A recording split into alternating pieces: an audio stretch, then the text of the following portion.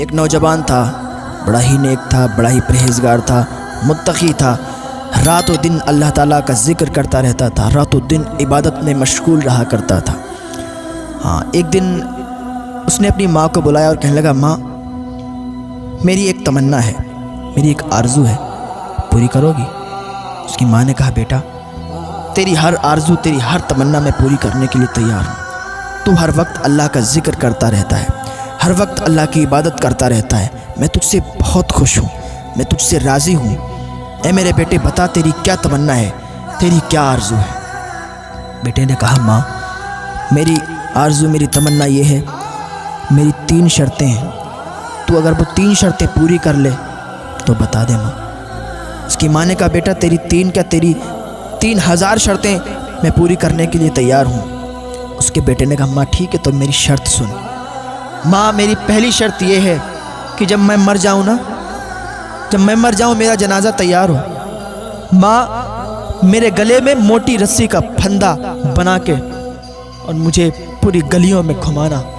ماں میرے گلے میں موٹی رسی کا پھندا ڈال کے اور مجھے پوری گلیوں میں گھمانا، تاکہ لوگ دیکھیں اور کہیں یہ اللہ کی نافرمانی کا صلہ ہے، یہ گناہگار انسان ہے اور اس گناہگار کو یہ سزا میں دنیا میں ہی دے رہی ہوں۔ جب اس کی ماں نے اتنا سنا، اس نے منہ پہ ہاتھ رکھ لیا، بیٹا یہ کیا کہتا ہے تو؟ میں ایسا کیسے کر سکتی ہوں؟ تو اللہ کا اتنا نیک بندہ ہے، اتنا پرہیزگار بندہ ہے، میں تجھے اچھے سے جانتی ہوں، میں تجھ سے راضی ہوں اور میں تیرے لیے دعا کرتی ہوں، بیٹا تو ایسی بات کیسے کہہ سکتا ہے؟ اس نے کہا، ماں میں بہت بڑا گناہگار ہوں، یہ عبادت جو میں کرتا ہوں، میں ذکر و اذکار کرتا ہوں، پتہ نہیں میرا یہ ذکر اللہ کی بارگاہ میں مقبول ہوگا یا نہیں ہوگا، میری عبادت اللہ کی بارگاہ میں قبول ہوگی یا نہیں ہوگی۔ اتنا متقی، اتنا پرہیزگار انسان ایسی باتیں کر رہا ہے۔ آج ہم بھی اپنے گریبان میں جھانک کر دیکھیں، کیا ہم بھی اتنے ہی نیک ہیں؟ یار دنیا کے سب سے بڑے گناہگار ہم ہیں۔ وہ اتنا نیک، اتنا پرہیزگار انسان ایسی باتیں کرتا ہے کہ گلے میں موٹی رسی کا پھندا لگا کے پورے گلی محلے میں ٹہلانا، پورے گلی محلے میں گھمانا، کھچیڑنا، تاکہ دنیا والے دیکھیں تو اللہ کا نافرمان بندہ ہے۔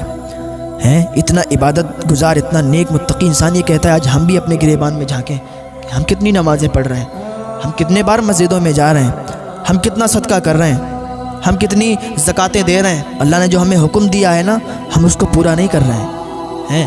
وہ کیسا ہے؟ اس کی ماں نے کہا، بیٹا اگر تیری یہ مرضی ہے تو میں اس کو پورا کرنے کے لیے تیار ہوں، بیٹا میں تیری شرط قبول کرتی ہوں۔ اس کے بیٹے نے کہا، ماں میری دوسری شرط یہ ہے کہ جب میرا وصال ہو جائے، انتقال ہو جائے، تو رات کے سناٹے میں میرا جنازہ بھیجنا، ماں میری یہ شرط بھی پوری کر لے۔ اس کی ماں نے کہا، ٹھیک ہے میں تیری یہ بھی شرط پوری کرتی ہوں۔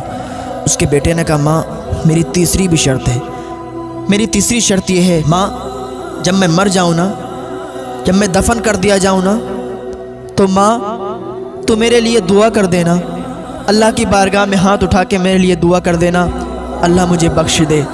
ماں میں نے سنا ہے کہ جب کوئی ماں اپنے بیٹے کے لیے دعا کرتی ہے نا، تو اللہ تعالیٰ اس کی دعا فوراً قبول کر لیتا ہے۔ ماں جب تو میرے لیے دعا کرے گی تو اللہ تیری دعا کے صدقے میں مجھے معاف فرما دے گا، ماں میرے لیے دعا کر دینا۔ اس کی ماں نے کہا، بیٹا میں تیری تینوں شرطیں قبول کرتی ہوں۔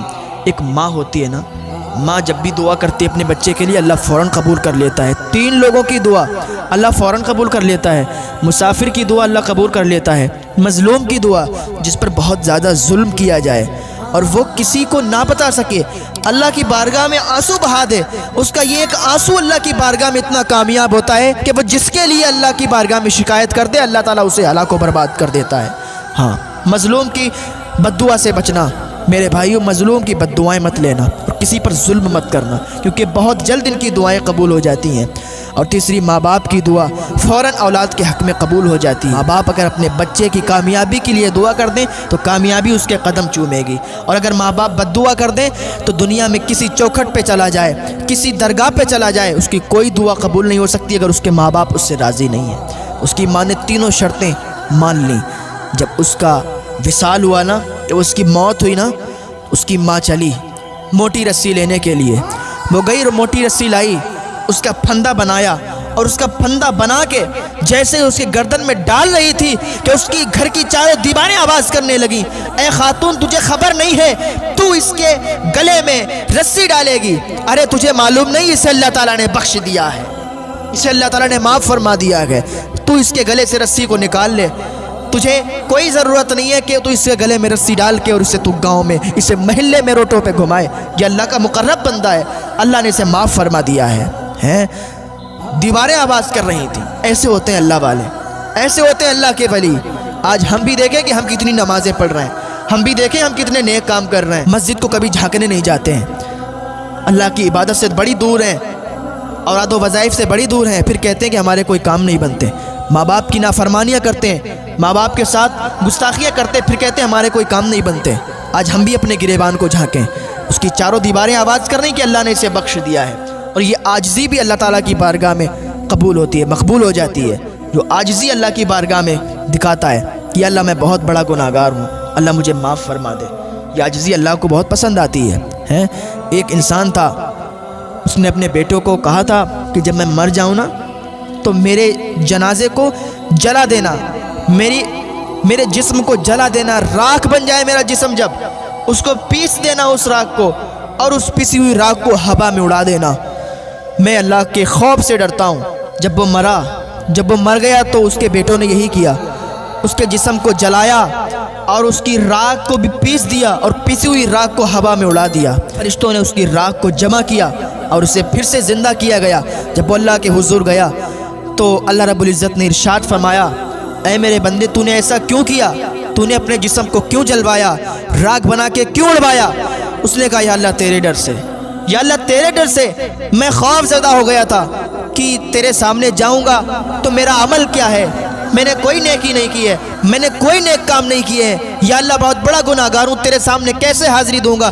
تیرے ڈر سے میں نے اپنے بیٹوں کو حکم دیا مجھے راکھ میں اڑا دیں، راکھ بنا کے پیس کے مجھے ہوا میں اڑا دیں۔ میرے بیٹوں نے ایسا ہی کیا، لیکن تو نے پھر زندہ کر دیا۔ اللہ ارشاد فرماتا ہے، اگر تو نے میرے ڈر سے کیا ہے تو جا، میں نے تجھے بخش دیا ہے۔ اللہ کے حضور یہ عاجزی بھی پسند اللہ تعالیٰ کرتا ہے، یہ عاجزی بھی کام آتی ہے، تو اللہ تعالیٰ تو معاف فرمانے والا ہے۔ یار ایک ماں جب اتنا پیار کر سکتی ہے تو وہ اللہ تو 70 ماؤں سے زیادہ پیار کرتا ہے، وہ کتنا ہمیں چاہتا ہے، ہم اس کو کبھی نہیں چاہتے۔ اللہ تعالیٰ ہمیں رزق دے رہا ہے، اللہ تعالیٰ ہمیں فری سانسیں دے رہا ہے، پانی عطا کر رہا ہے، ہم اس کو شکریہ ادا نہیں کرتے، اس کی جو ہم نعمتیں کھاتے ہیں اس کا شکر نہیں ادا کرتے۔ یار اگر ہم بیمار ہو جائیں ابھی تو آکسیجن لینے میں ہزاروں لاکھوں روپے خرچ کر دیں گے، یہ جو سانس دی جاتی ہے جس سے، تو اس ہوا کے لیے ہم لوگ لاکھوں ہزاروں روپے خرچ کر دیں گے۔ لیکن یہ جو روز ہم سانسیں لے رہے ہیں، روز ہمیں یہ ہوا حاصل ہو رہی ہے، یہ ہمیں فری حاصل ہو رہی ہے، اس کا ہم شکر ادا نہیں کر رہے ہیں، شکر ادا نہیں کر رہے ہیں۔ اگر ہم ہفتے ہی کر کھانا کھاتے ہیں تب تو ٹھیک ہے، یار پوری زندگی ہم سانسیں بھی لے رہے ہیں، ہم پانی بھی پی رہے ہیں، ہم سب کچھ کر رہے ہیں اور سب فری میں ہو رہا ہے، پھر بھی اللہ کا شکر ادا نہیں کرتے، پھر بھی اس کے یہاں پہرا نہیں دیتے، اس کی مسجدوں میں نہیں جاتے، عبادت نہیں کرتے۔ اگر کسی مالک کا کام آپ کریں تو آپ کو تنخواہ دیتا ہے، اگر آپ اس کے یہاں کچھ دن چھٹی کریں تو چھٹی کے پیسے نہیں دیتا ہے۔ 1 مہینہ کام کریں اور 15 دن اس کے یہاں چھٹی کریں تو 15 دن کے پیسے ملیں گے، 15 دن کے پیسے نہیں ملیں گے۔ یار ہم تو عبادت کرنے کے لیے پیدا کیے گئے ہیں، ہم اللہ کے حضور جاتے نہیں ہیں، اللہ کے حضور بس جمعہ کی جمعہ جاتے ہیں، اس کے علاوہ پھر نہیں جاتے ہیں۔ اور کچھ لوگ تو ایسے ہیں کہ صرف عید کے عید جاتے ہیں، وہ نماز جو نفل ہے اس کو اپنے اوپر فرض کیے بیٹھے ہوئے ہیں، اور جو نماز فرض ہے اس کو چھوڑے ہوئے ہیں۔ یار اللہ کے حضور نہیں جاتے تو اللہ نے تو کبھی ایسا نہیں کیا کہ تمہارا رزق روک لیا ہو، تمہاری سانسیں روک لی ہوں، تمہارا پانی روک لیا ہو۔ یار ہم دنیا کے مالک کی جب اتنی وفا کر سکتے ہیں تو وہ کائنات کا مالک جو ہے کہ عبادت کرنے کے لیے آئے گئے تو اس کے ساتھ یہ نافرمانی کیوں ہے؟ اللہ کی بارگاہ میں آئیں، نیک دل سے، سچے دل سے اللہ کی بارگاہ میں توبہ کر لیں اور اللہ کے حضور آ جائیں، ابھی بھی ٹائم ہے، وقت ہے، اللہ تمہیں معاف فرما دے گا۔ اور بس اللہ کرنے لگیں، اللہ کے ذکر و اذکار میں لگ جائیں، اوراد و وظائف میں لگ جائیں، اللہ تعالیٰ پھر دیکھو تمہاری زندگیوں کو کیسے بحال کر دیتا ہے، کیسے تمہاری زندگیوں کو آباد کر دیتا ہے۔ اللہ کی بارگاہ میں دعا ہے اللہ نیک عمل کرنے کی توفیق عطا فرمائے۔